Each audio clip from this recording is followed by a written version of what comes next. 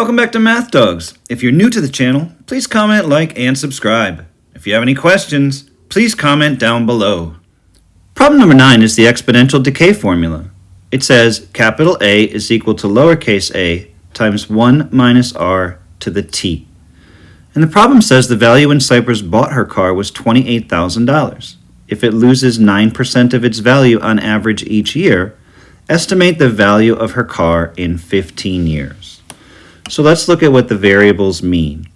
Capital A is the value of the car at any time, and in this case we want to know what's the value after 15 years.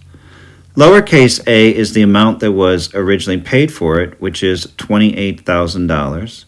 R is the rate on average what it loses, which is 9%, or in decimal form 0.09. And T is the time that we want to know how it depreciates. And so now I'm going to substitute.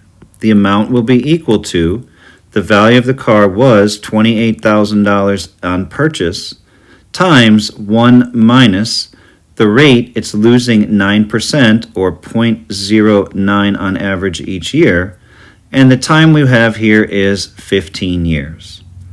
And so now I'm just going to use the order of operations. A would be equal to 28,000. 1 minus 0.09 would be 0.91, and that would be raised to the 15th power. If I punch that in a calculator, 0.91 to the 15th power times the 28,000 that she originally paid, I would find out in 15 years the car would be valued at $6,804.23.